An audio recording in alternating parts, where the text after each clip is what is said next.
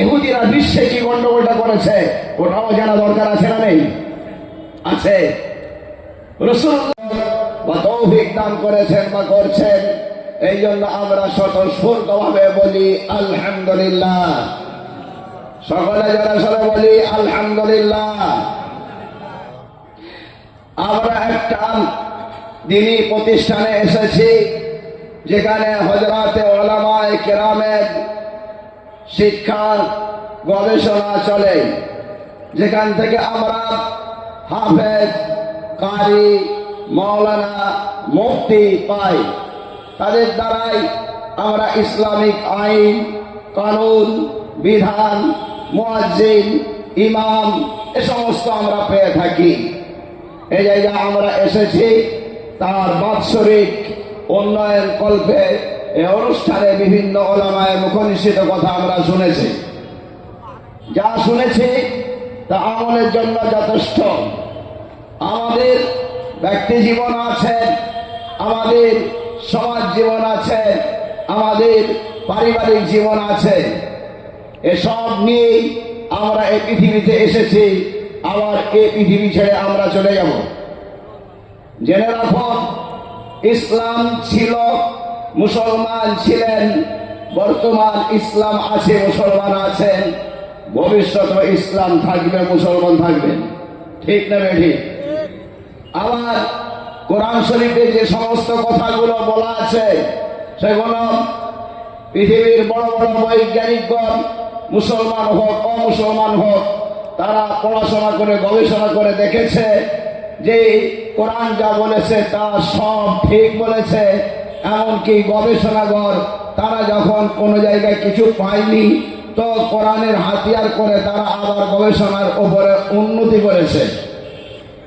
এই জন্য তারা কোরআন শরীফে আরো কিছু তথ্য এমন পেয়েছে যার দ্বারাই তাদের সংশয় হচ্ছে, তাদের হয়তো আর অস্তিত্ব থাকবে না, সারা পৃথিবীকে ইসলাম গ্রাস করে নেবে। একটা তাদের ভয়। এই ভয়ের জন্য তারা সারা পৃথিবীতে ইসলাম এবং মুসলমানকে মেটানোর চক্রান্ত চালাচ্ছে। কিন্তু আল্লাহর ঘোষণা সত্য হবে না মিথ্যা হবে? আগে বলেন। সত্য। আল্লাহ তাআলা বলেছেন মুসলমানদের পায়ের তলাতে সারা পৃথিবী জমিন মাটি করে দেয়া হবে। বলুন সুবহানাল্লাহ। এই পৃথিবীর রাজত্ব, মালিকানা মুসলমানের হাতে থাকবে। এটা আল্লাহ তাআলার ঘোষণা। কোরআনের ঘোষণা সত্য না মিথ্যা? কে বলেন? আল্লাহ তাআলা বলেন ইন্নাল আরদা ইয়ারিসুহা লিল্লাহ, ইন্নাল আরদা লিল্লাহ ইয়ারিসুহা মান ইয়াশাউ মিন ইবাদি। নিশ্চয় জমিন সব আল্লাহ। জমিন কার জন্য বলেন? আল্লাহ। আল্লাহ তাআলা মালিকানা দান করবেন তার বান্দার মধ্যে থেকে যাকে চাইবেন। বান্দা মানে হলো তার যার ইবাদত করে, বন্দেগী করে, উপাসনা করে, দাসত্ব করে, আল্লাহকে আল্লাহ বলে যারা মেনে নিয়েছে, এক নম্বর বান্দা। এই বান্দাকে আল্লাহ চাইবেন, তখন আল্লাহ তাআলা তার এই সমস্ত জমিনকে তাদের আয়ত্তে করে দেবেন। এখন বিশ্বের তখন চিন্তা ভাবনা করে, তাই তো সব কথা তো মিলে গেল, উড়োদ জগৎ মিলে গেল, বায়ুমণ্ডল মিলে গেল। এখন যদি ভূমিতত্ত্ব যদি মিলে যায় আমাদের আর কোনো অস্তিত্ব থাকবে না। এই জন্য নানান ষড়যন্ত্র তারা তৈরি করেছেন। ভালো করে জেনে রাখুন, শুনে রাখুন, ওমাকার ওমাকার আল্লাহ, আল্লাহু খায়রুল মাকিরিন। ওরা চক্রান্ত করে, আল্লাহ তাআলা চক্রান্ত করে, মানে হলো প্রতিবাদ করেন, তার ব্যবস্থা নেন। আল্লাহ তাআলার এই মক্করের কাছে, আল্লাহ তাআলার এই তার ব্যবস্থার কাছে পৃথিবীর কোন ব্যবস্থা ষড়যন্ত্রকারী চক্রান্তকারী চলে না, আল্লাহ তাআলা সব থেকে ব্যবস্থাপনক। এখন বলুন, ওরা যে চক্রান্ত করে সেই চক্রান্ত বিফলে গিয়েছে না তারা সফল হয়েছে? বলুন। দেশকে উন্নত করতে হবে, উন্নয়নের ধার ধারে না। ধর্মের সুরসুরে নিয়ে আসলো, ধর্মের সুরসুরে নিয়ে গদিকে নিয়ে নিল। দেশের মানুষ বোকা, কিছু বোঝে না, মনে করছে মুসলমানকে তো মারছে, যে ওকেই তবে সমর্থন। একটা করে ইস্যু নিয়ে গদিটাকে রোখার চেষ্টা, ফের একটা ইস্যু, এর গদিটাকে রোখার চেষ্টা। কখনো বাবরি মসজিদ, কখনো এনআরসি, কখনো ভূমি, কখনো অফবিল্ডিং। এসব কেন? আসল ব্যাপার হচ্ছে তাদের কোনো কাজ নেই উন্নয়ন। উন্নয়ন দেখিয়ে তারা ক্ষমতায় আসতে পারছে না, তখন কি করছে? ধর্মীয় সুরসুরিকে কাজে লাগিয়ে নিজের গদিটাকে টেকাচ্ছে। একটা করে যেই সেইগুলো আনছে সেইগুলো তো মিটে যাচ্ছে, আর কি দিয়ে খেলবে? এখন একটা খেলা বার করেছে কি, মুসলমানদের জমিগুলো কেড়ে নাও। কথা বুঝতে পারছেন না? পারেননি জি? মুসলমানদের জমি কেড়ে নিলে কি মুসলমানরা ছেড়ে দেবে? ছাড়বে না, জীবন দিয়ে রক্ষা করবে। বলুন ইনশাআল্লাহ। সকালে বলে ইনশাআল্লাহ। জীবন দিয়ে রক্ষা করা হবে। আগামীতে সারা পৃথিবীকে ইসলাম গ্রহণ করে নেবে। আল্লাহ তাআলা বলেছেন, তার কথা কোরআনে বলে দেওয়া হয়েছে। ইহুদিরা ষড়যন্ত্র করেছিল, তাদের ষড়যন্ত্র ব্যর্থ যাচ্ছে। এখন অন্যান্য দেশগুলো ষড়যন্ত্র করছে, তাদের ষড়যন্ত্রগুলো ব্যর্থ হচ্ছে। ইহুদি চক্রান্ত আজ থেকে নয়, ইহুদি চক্রান্ত বহুদিন থেকে। ভারতবর্ষে আমি কয়েকটা কথা বলেছি, এক নজরে আমি ওটা বলে দিয়েছি, কিন্তু ইহুদিদের কথাও খানিকটা আপনাদেরকে জানাবো, যারা বিশ্বে গন্ডগোলটা করছে। ভারতবর্ষে কি গন্ডগোল করেছে না করেছে আপনারা জানেন। আমি সেটাকে একটুখানি ইশারা দিয়ে দিয়েছি। আগামী থেকে গন্ডগোলটা করতে চলেছে, সেখানে আমাদেরকে সামাল দিতে হবে। ইহুদিরা বিশ্বে কি গন্ডগোলটা করেছে ওটাও জানা দরকার আছে না নেই? আছে।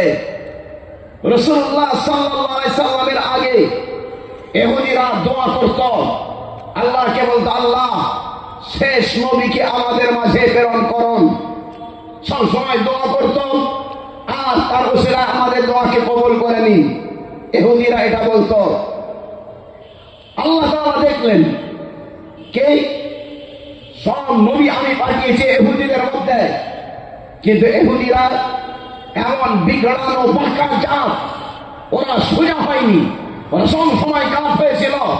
এই জন্য পৃথিবীর যে সেন্টার হবে, যেটা মধ্যস্থল হবে আরব ভূখণ্ডের মক্কা মদিনা শহর, ওই জায়গাতে হযরত মুহাম্মদ সাল্লাল্লাহু আলাইহি সাল্লামকে পাঠিয়ে দিলেন। এই হয়ে গেল ওদের রাগ। এই রাগের জন্য তারা সম্পূর্ণ মুহাম্মদ সাল্লাল্লাহু আলাইহি সাল্লামের বিরুদ্ধে তারা চলে গেল। জিজ্ঞাসা করছে, তারা শেষ নবীর ওসিলায় দোয়া করত, তারাই আবার এবারে মুহাম্মদ সাল্লাল্লাহু আলাইহি সাল্লামকে মারার চক্রান্ত করল। রাসূলুল্লাহ সাল্লাল্লাহু আলাইহি সাল্লাম জন্মগ্রহণ করেছেন। একজন ইহুদি এসে বলছে, হুজুর আজকে রাত্রে মক্কায় কি জন্মগ্রহণ করেছেন? মক্কার লোকেরা বলে না। সেই লোকটা বলল, হ্যাঁ তদন্ত করে দেখো কেউ জন্মগ্রহণ করেছেন। তদন্ত করে দেখা গেল একজন আব্দুল্লাহ নামে ইন্তেকাল করেছেন। তার স্ত্রীকে গর্ভস্থ অবস্থায় রেখে গিয়েছিলেন, তার একটা সন্তান হয়েছেন। ইহুদি পাদ্রী তখন বলল, আমাকে একবার নিয়ে চলুন। ইহুদি পাদ্রী তখন নিয়ে গেলেন। যাওয়ার পরে তেল সঙ্গে গিয়ে দেখে তখন রাসূলুল্লাহ সাল্লাল্লাহু আলাইহি সাল্লামের বাচ্চা শরীরটা দেখেন সঙ্গে সঙ্গে মাথা ঘুরে পড়ে গিয়েছিল আর বলেছিলাম শোনো শোনো রেখে দাও শোনো আর বনি ইসরাইলে কোনো নবী আসবে না, ইনি হলেন শেষ নবী, ইনি হলেন মুহাম্মদ মুস্তাফা। আর বনি ইসরাইলে নবী আসবে না, ইনি হলেন শেষ নবী, ইনি হলেন মুহাম্মদ মুস্তাফা। মাথা ঘুরে পড়ে গিয়েছিল। ইহুদি পাদ্রীটা রাসূলুল্লাহ সাল্লাল্লাহু আলাইহি সাল্লামকে দেখে একজন 500 টাকা দান করেছেন, জুলু ভাই লিখে রাখুন, সকলের জন্য শেষে দোয়া করে দেওয়া হবে। দেখুন এতদিন পর্যন্ত কি করেছিলাম, রাসূলুল্লাহর ওসিলায় দোয়া করেছিলাম, আজকে হঠাৎ করে এবারে তারা বিরুদ্ধে নেমে গেল। রাসূলুল্লাহ সাল্লাল্লাহু আলাইহি সাল্লামকে নিয়ে যাচ্ছে কে? তার চাচা আবু তালেব। কোথায়? সিরিয়ায়। সেইখানে একজন ইহুদি পাদ্রী ঘর থেকে বের হতো না, কোনদিন বের হয়নি, আজকে হঠাৎ করে বের হয়েছে। বের হয়ে রাসূলুল্লাহ সাল্লাল্লাহু আলাইহি সাল্লামকে দেখে বলছে এর অভিভাবক কে আছে? বলে কেন? আব্দুল মুত্তালিব আছে, আবু তালিব আছে। বলে একে এক্ষুনি নিয়ে চলে যাও। বলে কারণ? বলে একে না নিয়ে গেলে ইহুদিরা একে মেরে দেবে।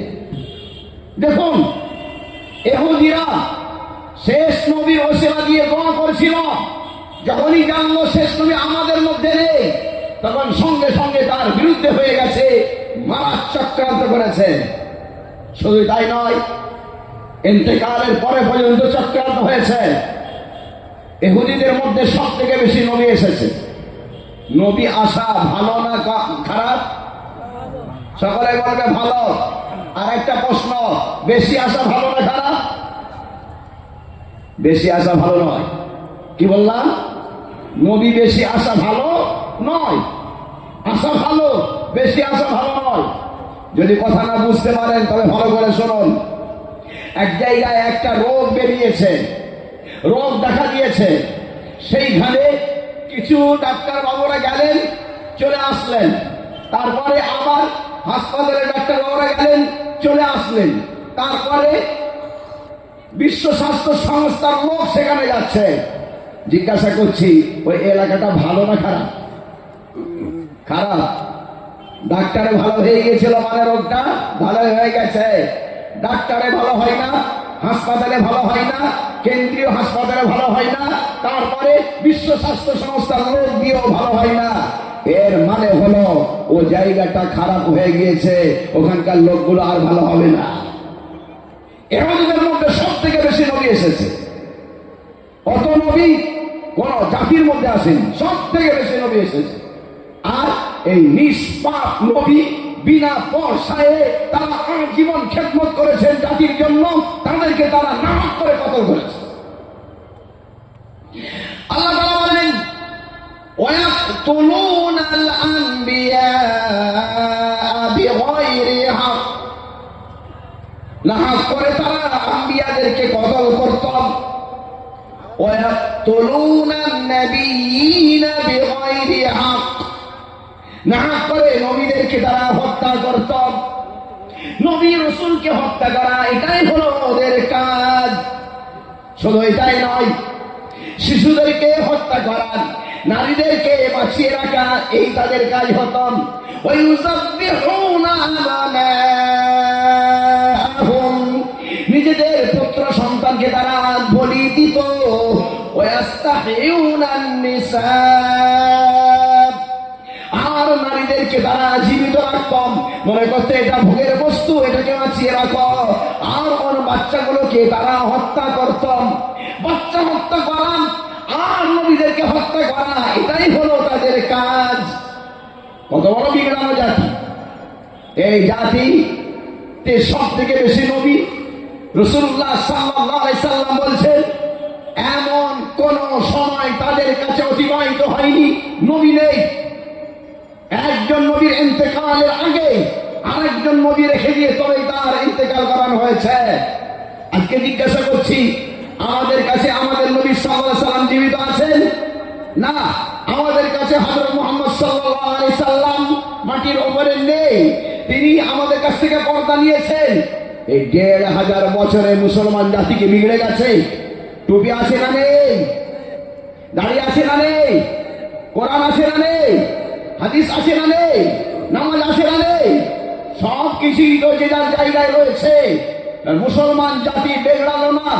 ১,৫০০ বছর নবী নেই, তবুও তার শিক্ষা সভ্যতা, তার তাহজিব তামাদ্দুন, তার সংস্কৃতি ঐতিহ্য এখনো সারা পৃথিবীতে বাকি আছে।